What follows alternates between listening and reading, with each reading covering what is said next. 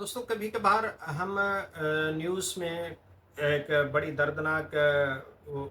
खबर सुनते हैं कि फलां शहर में फलां समंदर में जो है वो तारकीन वतन की एक कश्ती डूब गई जो गैर कानूनी तरीके से अपने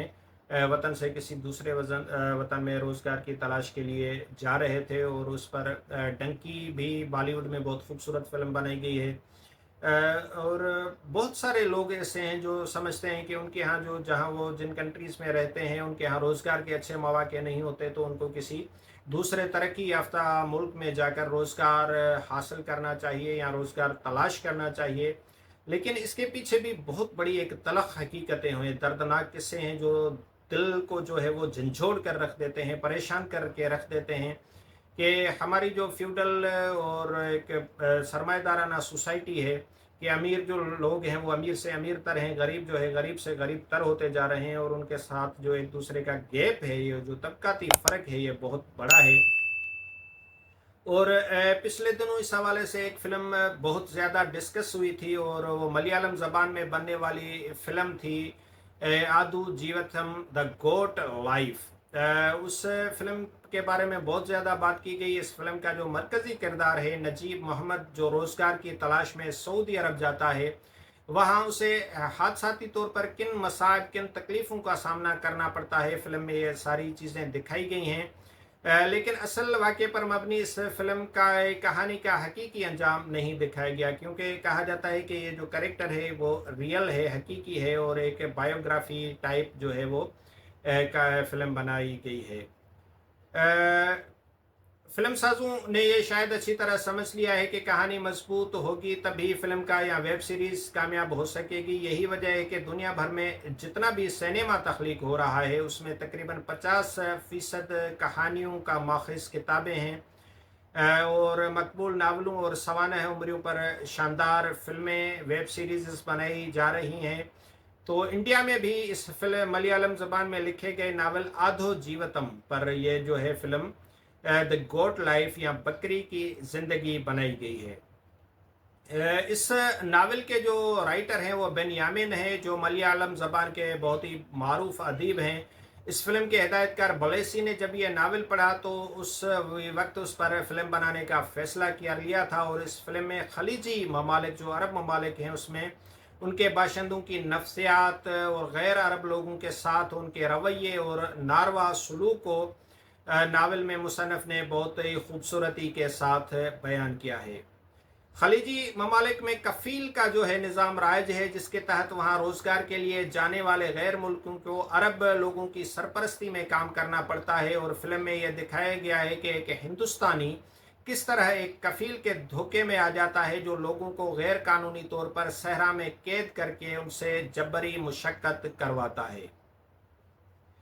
इस फिल्म को सऊदी अरब और दुबई में फिल्माने की इजाज़त न मिलने के बाद उसे इराक और अलजायर के सहराओं में फिल्माया गया, और उसकी अक्सबंदी के लिए इंडिया में राजस्थान का इंतखाब भी किया जा सकता था।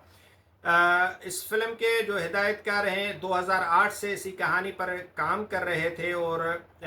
जो है इस तरह एक दहाई से ज़्यादा अरसा इंतज़ार करने के बाद इस पर काम शुरू हुआ था। और फिल्म के हिदायतकार जो हैं बलेसी एक उम्दा और बासलाहियत फिल्म साज हैं, और बतौर हिदायतकार उनका काम काफ़ी अच्छा होता है, और उनकी जो मयार पर वो कोई समझौता नहीं करते। उनकी पहले भी वाली जो फिल्में हैं वो काफ़ी पॉपुलर हो चुकी हैं, और ख़ास तौर पर ये फिल्मों में जो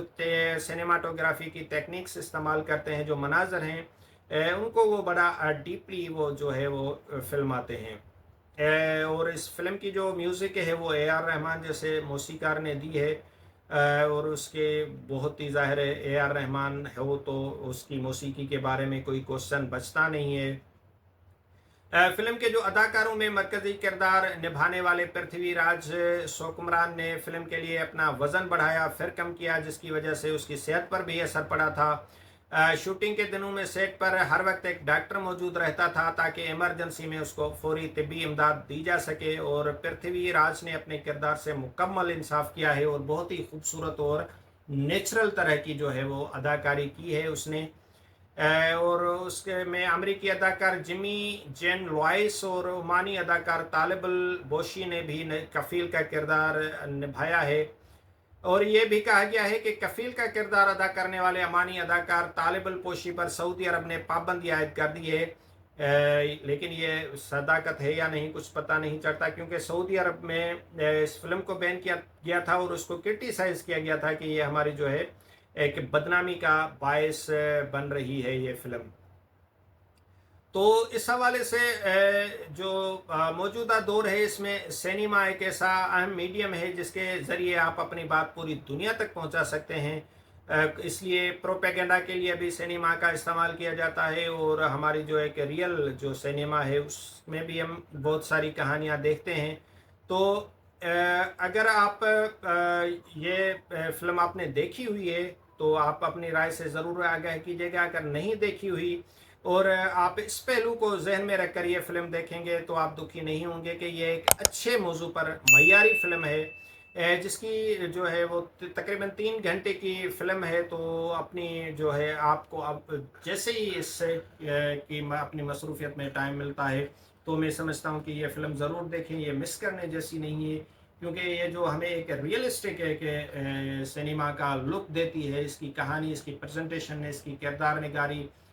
پر بہت محنت کی گئی ہے، اور اس محنت کا جو ہے داد ہم فلم دیکھ کر ہی دے سکتے ہیں۔ بہت بہت شکریہ۔